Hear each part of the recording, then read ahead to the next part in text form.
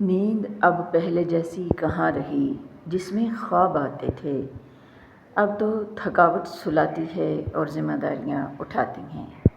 ہوس خور انسان کی ایک علامت یہ ہے کہ وہ ضروریات زندگی کی مل جانے پر مطمئن اور خوش نہیں رہتا، بلکہ اور زیادہ کی تلاش میں لگا رہتا ہے۔ ناظرین، جب انسان اللہ رب العزت کے قریب ہو جاتا ہے تو آہستہ آہستہ دل کو سکون اور اطمینان ملنے لگتا ہے۔ اللہ تعالیٰ نے قرآن پاک میں کئی مقامات پر ارشاد فرمایا ہے کہ میرے بندوں سے کہہ دو جنہیں حالات ناممکن لگ رہے ہیں، فرماتے ہیں ان اللہ علی کل شیء قدیر، کہ بے شک اللہ ہر چیز پر قدرت رکھنے والا ہے۔ بس تم ہمت نہ ہارنا، خود کو اکیلا نہ سمجھنا، اللہ تعالیٰ تمہارے ساتھ ہے۔ وہ تمہاری زندگی سے سارے غم، مشکلیں، تکلیفیں اس طرح ختم کر دے گا کہ تم حیران رہ جاؤ گے، اور یہ ایک حقیقت ہے۔ صبر اور شکر سے زندگی آسان ہو جاتی ہے، اور ناشکری ایک بدبختی ہے جو کہ صرف تنگی کو بڑھاتی ہے اور انسان کی زندگی سے آسانیوں کو ختم کر دیتی ہے۔ اگر انسان اپنے اللہ پر بھروسہ رکھتا ہے تو اللہ رب العزت اس بھروسے کو کبھی بھی ٹوٹنے نہیں دیتا۔ یقین رکھیں ناظرین، اللہ 70 ماؤں سے زیادہ اپنے بندے کو پیار کرتا ہے۔ ہمیشہ ایسے لوگوں سے مشورہ لو جو اللہ سے ڈرتے ہوں، کہ ایسے لوگ ہی مخلص ہوتے ہیں۔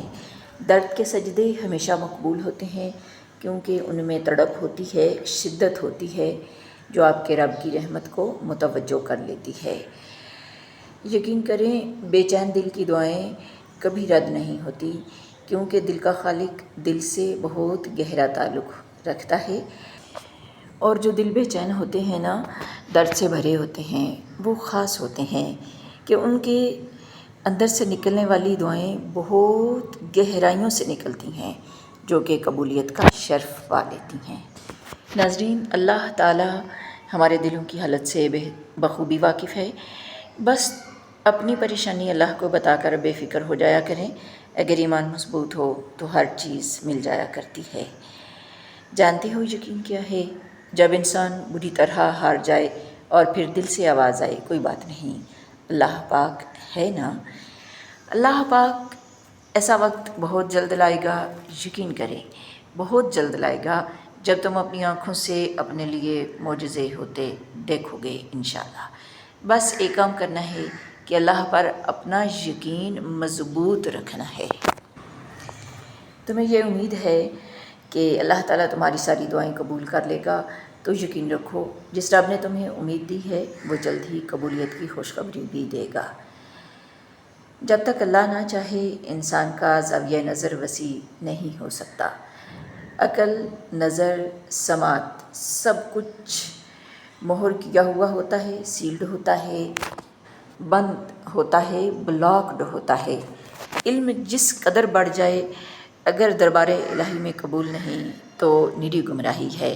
ہدایت مانگنے سے ملتی ہے، اللہ رب العزت کی رحمت سے ملتی ہے، ڈھونڈنے سے ملتی ہے، کوشش کرنے سے ملتی ہے، بیٹھے بیٹھائے کچھ نہیں ملتا۔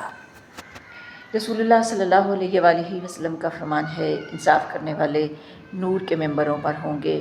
یہ وہ لوگ ہیں جو اپنے فیصلوں، گھر والوں اور جن کے نگران بنتے ہیں ان کے بارے میں عدل سے کام لیتے ہیں۔ موت سے جتنا بھی بھاگ لیں، یقین کریں وہ چھوڑنے والی نہیں، اور رزق کے اضافے کی جتنی بھی تدبیریں کر لیں، جو مقدر میں لکھا ہے اس سے زائد کبھی نہیں ملتا۔ سر کے بالوں میں کنگھی کرنا وبائی امراض کو دور کرتا ہے، اور داڑھی کے بالوں میں کنگھی کرنا دانتوں کو مضبوط کرتا ہے۔ یہ قول امام جعفر صادق سے منسوب ہے۔ انسان کا اخلاق، زبان، سوچ اور ظرف بتا دیتا ہے کہ وہ ان پڑھ ہے، پڑھا لکھا ہے، یا پڑھا لکھا جاہل ہے۔ یہ اس کی تقسیم ہے کہ وہ کچھ لوگوں کو بن مانگے ہی عطا کر دیتا ہے، اور کچھ کی پکار اسے اتنی پسند ہوتی ہے کہ وہ انہیں بار بار سنتا ہے۔ قرآن تو جگہ جگہ تسلی دے رہا ہے کہ نا امید نہ ہو، کمزور نہ پڑو اور یقین رکھو تمہارا رب تمہارے ساتھ ہے۔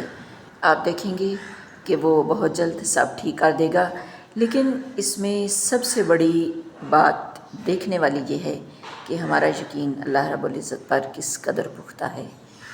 پرفیوم لگانے سے پہلے یہ بھی سوچا کریں کہ ہمارا اخلاق اور کردار کہیں بدبودار تو نہیں۔ محمد الرسول اللہ صلی اللہ علیہ وآلہ وسلم نے ارشاد فرمایا، امیری یہ نہیں ہے کہ سامان زیادہ بیچو، بلکہ امیری یہ ہے کہ دل غنی ہو۔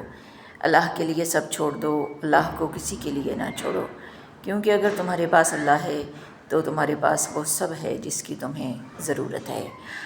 موجودہ حالات میں کسی سے بحث نہ کریں۔ اگر کوئی کہے کہ ہاتھی اڑتا ہے تو کہہ دیں کہ ہاں، آج صبح میں نے اس کو تار پر بیٹھا دیکھا تھا۔ کچھ ایسی ہی صورتحال ہے۔ میرے نبی کا فرمان ہے، تم صبح شام 3 مرتبہ سورہ اخلاص، سورہ فلق اور سورہ ناس پڑھا کرو، وہ تمہیں ہر چیز کے لیے کافی ہو جائیں گی۔ لوگ کہتے ہیں دولت میں سکون ہے، جبکہ قرآن میں میرے اللہ کا فرمان ہے، الا بذکر اللہ تطمئن القلوب، دلوں کا سکون صرف اللہ کے ذکر میں ہے۔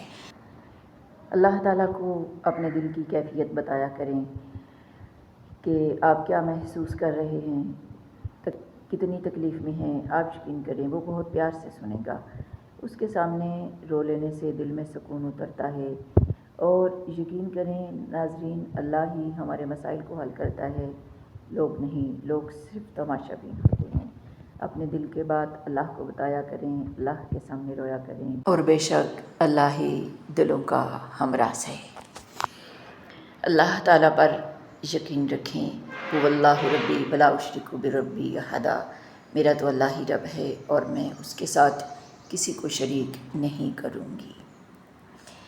اللہ کے فیصلے ہمیشہ دیر سے ہی سمجھ آتے ہیں، لیکن جب سمجھ آ جاتے ہیں تو آنکھیں بھیگ جاتی ہیں اور دل کہتا ہے اللہ کا شکر ہے، جو ہوا بہترین ہوا۔ رسول اللہ صلی اللہ علیہ وآلہ وسلم نے فرمایا، انبیاء میں سے کوئی نبی ایسا نہیں جن کو کچھ نشانیاں یعنی معجزات نہ دیے گئے ہوں جن کے مطابق ان پر ایمان لایا گیا۔ آپ نے فرمایا، انسان ایمان لائے، اور مجھے جو بڑا معجزہ دیا گیا ہے وہ قرآن مجید ہے جو اللہ نے میری طرف بھیجا۔ بس میں امید کرتا ہوں کہ قیامت کے دن میرا اتباع کرنے والے دیگر تمام انبیاء کرام کے مقابلے میں تعداد میں زیادہ ہوں گے، اور میرے نبی نے یہ بھی فرمایا کہ قیامت کے دن اپنی امت کے زیادہ ہونے پر انہیں فخر ہوگا۔ انسان کے نامہ اعمال میں کچھ نیکیاں ایسی بھی ہونی چاہیے جن کا اللہ تعالیٰ کے سوا کوئی دوسرا گواہ نہ ہو۔ لڑائی جھگڑے کے بعد عورت کی خاموشی کا مطلب ہوتا ہے کہ وہ مرد اس کے دل سے اتر گیا ہے، جبکہ مرد خوش ہو رہا ہوتا ہے کہ عورت دب گئی ہے اور اس کی جیت ہو گئی ہے، لیکن ایسا نہیں ہوتا۔ یہ خاموشی اس کی ہار ہوتی ہے، کیونکہ وہ عورت کو ہار گیا ہوتا ہے۔ اللہ واقف ہے ہر ایک آنسو سے، ہر ایک تڑپ سے، وہ بدل دے گا تقدیریں، تم بس تھوڑا سا اور صبر کرو۔ شکر اس مقام کو کہتے ہیں جہاں اللہ کی رضا اور آپ کی خواہش ایک ہو جائے۔ اللہ تعالیٰ کبھی دو مخلص لوگوں کو جدا نہیں کرتا، جدا تب کرتا ہے جب دونوں میں سے کوئی ایک منافق ہو۔ اللہ کبھی مخلص کو منافق سے نہیں جوڑتا۔